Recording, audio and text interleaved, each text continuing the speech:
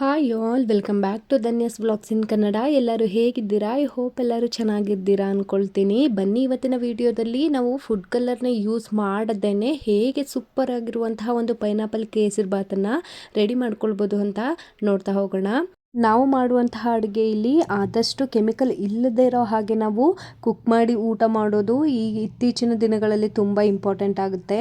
ನೀವು ನಿಮ್ಮ ಮನಸ್ಸಲ್ಲಿ ಓಡ್ತಾ ಇರ್ಬೋದು, ನಾವು ಮಾಡೋ ಅಡುಗೆಯಲ್ಲಿ ಕೆಮಿಕಲ್ ಇದೆಯಾ ಅಂತ.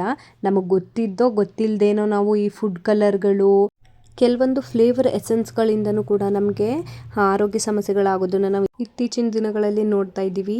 ನಾವು ಅಡುಗೆಗೆ ಫುಡ್ ಕಲರ್ನ ಬಳಸೋದ್ರಿಂದ ಕ್ಯಾನ್ಸರ್ ಬರುವಂತಹ ಚಾನ್ಸಸ್ ಇದೆ ಅನ್ನೋದು ರಿಸರ್ಚ್ ಪ್ರಕಾರ ಪ್ರೂವ್ ಆಗಿದೆ. ಈ ವಿಚಾರ ನಿಮ್ಗೆಲ್ರಿಗೂ ಗೊತ್ತಿರಲಿ ಅಂತ ನಾನು ಶೇರ್ ಮಾಡಿದೆ ಅಷ್ಟೇ. ಬನ್ನಿ ಹಾಗಿದ್ರೆ ಸೂಪರ್ ಆಗಿರುವಂತಹ ಪೈನಾಪಲ್ ಕೇಸರಿ ಬಾತನ್ನು ಹೇಗೆ ಮಾಡೋದು ಅಂತ ನೋಡ್ಕೊಂಡು ಬರೋಣ. ಒಂದು ಪ್ಯಾನಿಗೆ 2 ಟೇಬಲ್ ಸ್ಪೂನ್ ತುಪ್ಪನ ಹಾಕ್ಕೊಂಡು ಗೋಡಂಬಿ ಮತ್ತು ದ್ರಾಕ್ಷಿನ ಹಾಕ್ಕೊಂಡು ಗೋಲ್ಡನ್ ಕಲರ್ ಬರೋವರೆಗೆ ಫ್ರೈ ಮಾಡ್ಕೊಳ್ಳಿ.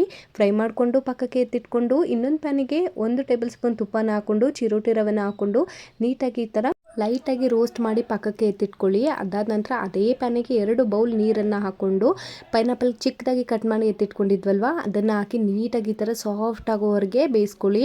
ಪೈನಾಪಲ್ ಎಷ್ಟು ಸಾಫ್ಟಾಗಿ ಬೇಯುತ್ತೋ ಅಷ್ಟು ರುಚಿಯಾಗಿರುತ್ತೆ ಪೈನಾಪಲ್ ಕೇಸರಿ ಬಾತ್. ಅದಾದ ನಂತರ ಚಿರೋಟಿ ರವೆನ ರೋಸ್ಟ್ ಮಾಡಿ ಇಟ್ಕೊಂಡಿದ್ವಲ್ವ ಅದನ್ನು ಹಾಕಿ ಕೂಡ ಮಿಕ್ಸ್ ಮಾಡಿಕೊಂಡು 1 ಟೇಬಲ್ ಸ್ಪೂನ್ ತುಪ್ಪನ ಹಾಕಿ ಸಕ್ಕರೆನ ಹಾಕಿ ಮತ್ತು ಡ್ರೈ ಫ್ರೂಟ್ಸನ್ನು ಕೂಡ ಹಾಕಿ ಮಿಕ್ಸ್ ಮಾಡಿ ಒಂದು ಪ್ಲೇಟಿಂದ ಅದನ್ನ ಕವರ್ ಮಾಡಿಕೊಂಡು ಸ್ಟವ್ನ ಲೋ ಫ್ಲೇಮಲ್ಲಿ ಇಟ್ಟು ಒಂದು 5 ನಿಮಿಷ ಹಾಗೆ ಬಿಟ್ಬಿಡಿ. ಅದಾದ ನಂತರ ನೀವು ನೋಡ್ತಾ ಇರ್ಬೋದು ಪೈನಾಪಲ್ ಕೇಸರಿ ಬಾತ್ ಎಷ್ಟು ಸೂಪರಾಗಿ ಬಂದಿದೆ ಅಂತ.